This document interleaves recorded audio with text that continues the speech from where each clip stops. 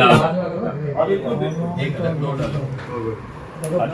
सप्ताह और दिए दादाजी एक हफ्ता तो हम सारे छोड़ सकते हैं। हाँ अरे आजू बाजू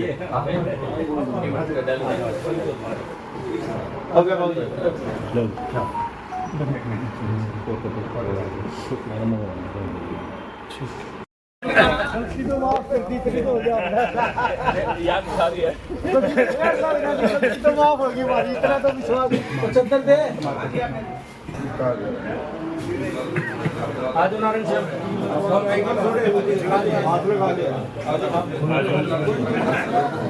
ये हमारे बड़े भाई हैं की जानी मानी 3 बार विधायक बनना ये से चीज एक मंत्री और बनेंगे।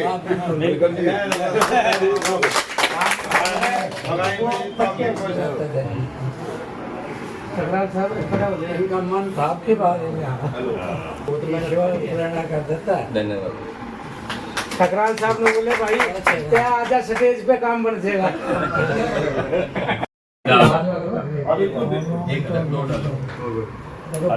एक सप्ताह और दिए दादाजी एक हफ्ता तो हम सारे छोड़ सकते हैं। हाँ अरे आजू बाजू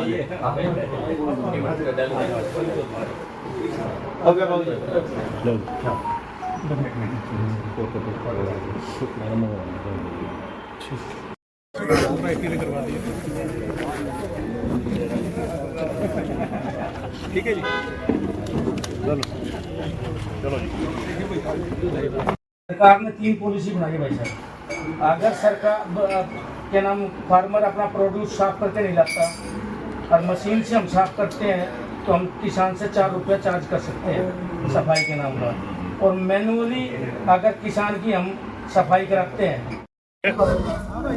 यहाँ धान की परचेज में कुछ दिक्कत आ रही थी। हैफर्ड के माध्यम से धान खरीदा जा रहा है। कहीं कोई धान की सफाई में दिक्कत थी।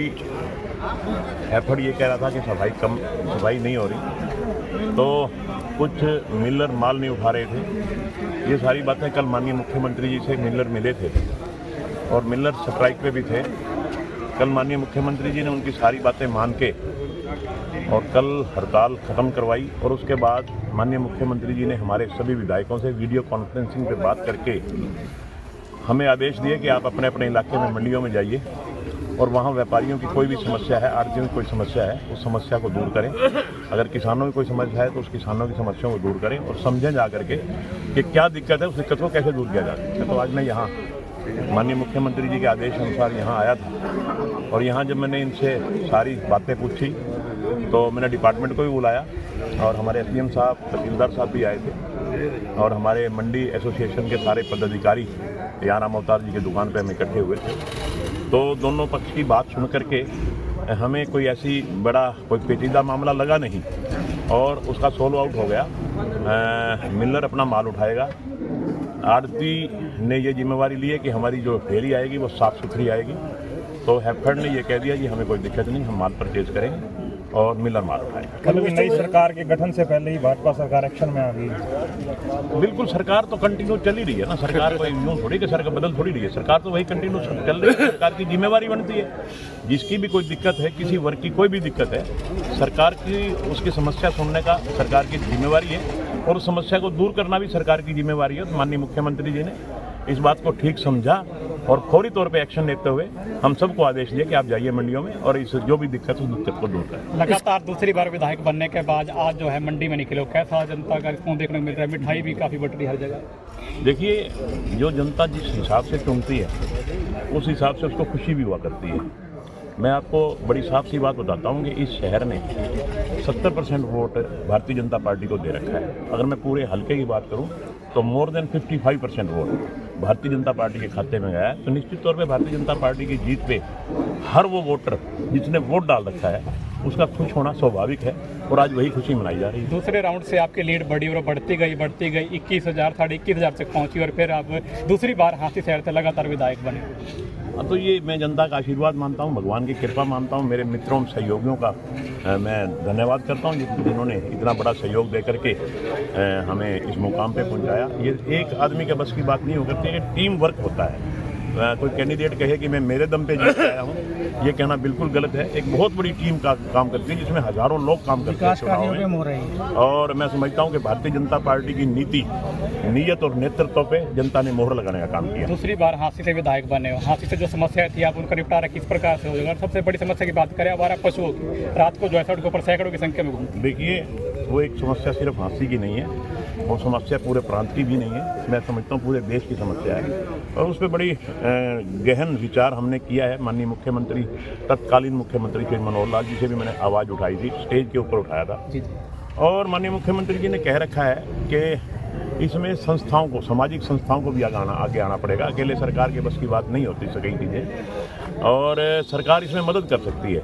सरकार ने ये कहा है कि अगर कोई गौशाला बनाना चाहती है कोई संस्था, तो उसके लिए 4 दीवारी के पैसे, उसके लिए हर पशु के लिए मंथली पैसे सरकार देगी, मगर उसकी देख रेख तो सरकार नहीं कर सकती ना, उसको कोई ना कोई सामाजिक संस्थाओं को आगे आना पड़ेगा। और मैं आपके माध्यम से सभी सामाजिक संस्थाओं से हाथ जोड़ के निवेदन करता हूँ कि ये एक समस्या सही महीने में एक गंभीर समस्या बनती जा रही है, और इसका समस्या का समाधान हम सब ने मिलजुल कर करना है। और इसके लिए सरकार भी हमें कोई कोर कसर नहीं छोड़ेगी हमारा सहयोग करने में। हम सब मिल करके इस समस्या का समाधान करें। 15 तारीख को शपथ ग्रहण समारोह होने वाला है। अब लोग कह रहे हैं कि विनोद बियाना जो है मंत्री भी बने और बनेंगे, ऐसे कह रहे लोग, क्या कुछ मानते? देखो जी, ये तो माननीय मुख्यमंत्री जी के अधिकार क्षेत्र की बात है। कई बार ये होता है कि भाई आदमी चाहते हुए भी नहीं बना सकता, क्योंकि कई मजबूरियां होती हैं, कई समीकरण होते हैं, कहीं जातिगत समीकरण होते हैं, कहीं इलाकागत समीकरण होते हैं, मतलब कई किस्म की माननीय मुख्यमंत्री जी आगे भी समस्याएं होती हैं। अगर वो ठीक समझेंगे और मुझे अगर ये जिम्मेवारी सौंपेंगे तो निश्चित तौर पे मैं इस जिम्मेवारी का पूरी तरह निभाऊंगा। आज 11 तारीख है, हांसी जिला कब तक बनेगा? लोगों की डिमांड थी, और अब तो दोबारा जो है बीजेपी भी आ चुकी है हरियाणा में। अभी सरकार को पोस्ट तो लेने दो यार, वो बना देंगे।